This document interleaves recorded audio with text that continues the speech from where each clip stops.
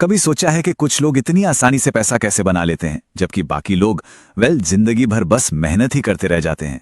Steve Siebold ने अपनी किताब अमीर लोग कैसे सोचते हैं में सालों तक दुनिया के सबसे अमीर लोगों पर रिसर्च करके इसी पहेली को सुलझाने की कोशिश की है। तो चलिए आज हम इसी किताब के अंदर चलते हैं और देखते हैं कि वो कौन से पावरफुल आइडियाज हैं। अच्छा, ज्यादातर लोग क्या सोचते हैं कि अमीर बनने का राज शायद अच्छी डिग्री, बहुत ज्यादा मेहनत, सही मौके या फिर अच्छी किस्मत में छिपा है। लेकिन ये किताब कहती है नहीं। इन सब आम धारणाओं को ये किताब चैलेंज करती है। इसका मानना है कि असली राज हमारे बैंक अकाउंट में नहीं, बल्कि हमारे दिमाग में, हमारी सोच में छिपा है। तो मतलब असली खेल इस बात का है ही नहीं कि कोई कहां पैदा हुआ या उसकी किस्मत कितनी अच्छी थी।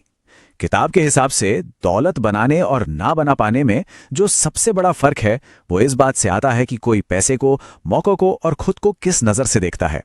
ये सब कुछ असल में माइंडसेट का खेल है। तो चलिए इस माइंडसेट के फर्क को जरा और गहराई से समझते हैं। किताब हमें दो अलग अलग दुनियाओं में ले जाती है।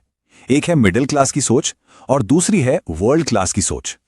आइए देखते हैं कि पैसे को लेकर इन दोनों की सोच में जमीन आसमान का फर्क आखिर है क्या। देखिए, सबसे पहला और सबसे बड़ा फर्क तो पैसे को देखने के नजरिए में ही है।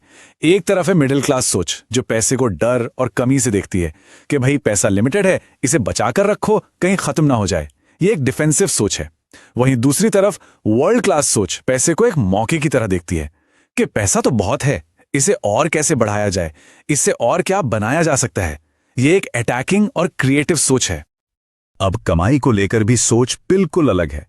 आमतौर पर लोग क्या मानते हैं कि पैसा समय के बदले मिलता है, मतलब जितने घंटे काम उतना पैसा, एक सीधी सादी गणित।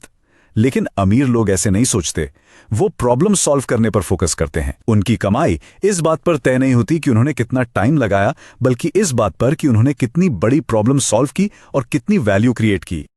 सोचिए, हमारी जो मेंटल एनर्जी है ना, वो एक बैटरी की तरह है, लिमिटेड। किताब कहती है कि ज्यादातर लोग अपनी बैटरी की ये एनर्जी इस चिंता में ही खत्म कर देते हैं कि पैसे कहीं खत्म ना हो जाए या बिल कैसे भरेंगे। और वहीं सफल लोग अपनी पूरी मेंटल एनर्जी नए आइडिया सोचने, मौके ढूंढने और सॉल्यूशंस निकालने में लगाते हैं। एक तरफ चिंता है जो एनर्जी खत्म करती है, दूसरी तरफ क्रिएटिविटी है जो नए मौके पैदा करती है। और हाँ, एक बहुत बड़ी गलतफहमी जो लोगों को होती है कि अमीर बनने के लिए बहुत ज्यादा स्मार्ट होना या पढ़ा लिखा होना जरूरी है। ऐसा नहीं है। ये खेल अपने ज्ञान और रिसोर्सेस का सही इस्तेमाल करने का है, सही लेवरेज का है। मतलब जरूरी ये नहीं है कि कोई अकेले कितना बोझ उठा सकता है, जरूरी ये है कि वो बोझ उठाने के लिए कितने असरदार तरीके और स्ट्रैटेजी खोज सकता है। तो अब सबसे बड़ा सवाल उठता है कि भाई, अगर हमारी सोच ही हमारी सबसे बड़ी ताकत या सबसे बड़ी कमजोरी है, तो इसे बदलें कैसे? क्या यह मुमकिन भी है? अच्छी बात यह है कि किताब सिर्फ प्रॉब्लम ही नहीं बताती, बल्कि इसका एक प्रैक्टिकल रास्ता भी दिखाती है। तो इसका जवाब किताब देती है। पहला कदम उन लोगों को स्टडी करना जो पहले से ही आर्थिक रूप से सफल हैं। उनकी किताबें पढ़िए, उनके इंटरव्यू देखिए और ये समझने की कोशिश कीजिए कि वो दुनिया और पैसे को किस नजरिए से देखते हैं। बिल्कुल वैसे ही जैसे कोई नई भाषा सीखने के लिए हम उस भाषा को बोलने वालों को सुनते हैं, है ना? वैसे ही अमीरी की भाषा सीखने के लिए हमें उनकी सोच को समझना होगा। ये पूरी प्रोसेस बिल्कुल ऐसी है जैसे हम अपने दिमाग के ऑपरेटिंग सिस्टम को अपग्रेड कर रहे हों। स्टेप 1, नया सॉफ्टवेयर यानी सफल लोगों की सोच को समझिए। स्टेप 2, अपने पुराने सिस्टम के वायरस और बग्स को पहचानिए, मतलब हमारी वो पुरानी धारणाएं जो हमें रोक रही हैं, जैसे पैसा कमाना बहुत मुश्किल है। और स्टेप 3, उन पुरानी बेकार की धारणाओं को जानबूझकर नई और पावरफुल धारणाओं से बदल दीजिए। लेकिन यहां एक बहुत जरूरी सवाल भी खड़ा होता है। क्या सिर्फ सोच बदल लेना ही काफी है? सिक्के का दूसरा पहलू भी तो देखना होगा, और वो है विशेषाधिकार यानी प्रिविलेज का सवाल। किताब का जो मूल मंत्र है वो तो एकदम साफ है। आपकी सोच ही कारण है और आपकी दौलत उसका परिणाम। मतलब सब कुछ आपके विचारों से ही शुरू होता है और बाहरी दुनिया बस उसी का एक आईना है। इस फिलॉसफी के हिसाब से तो हमारी फाइनेंशियल सक्सेस की चाबी पूरी तरह हमारे ही हाथ में है। पर यहीं पर वो पहले मुर्गी आई या अंडा वाला सवाल आ जाता है। क्या एक पॉजिटिव और मौके ढूंढने वाली मानसिकता नए अवसर पैदा करती है, या फिर पहले से मौजूद अवसर, अच्छा माहौल और रिसोर्सेज ही एक पॉजिटिव माइंडसेट को जन्म देते हैं? ये बाहरी दुनिया और हमारे अंदर की दुनिया के बीच एक बहुत बड़ा सवाल है।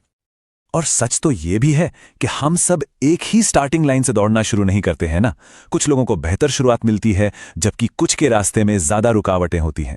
आर्थिक असमानता, सामाजिक ढांचा और किसी को जन्म से मिले फायदे जैसे बाहरी फैक्टर्स भी सफलता में एक बड़ी भूमिका निभाते हैं, जिसे सिर्फ माइंडसेट के तर्क से नजरअंदाज नहीं किया जा सकता।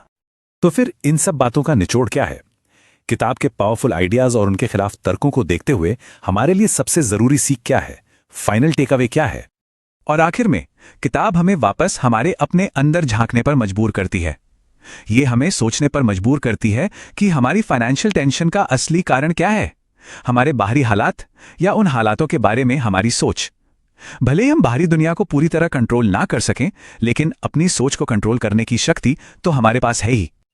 और ये हमें इस आखिरी और सबसे शक्तिशाली सवाल के साथ छोड़ जाता है। किसी की अपनी मानसिकता उसके लिए एक पिंजरा है जो उसे कैद रखता है, या फिर एक चाबी है जो नए दरवाजे खोलती है? फैसला अपने अपने हाथ में है।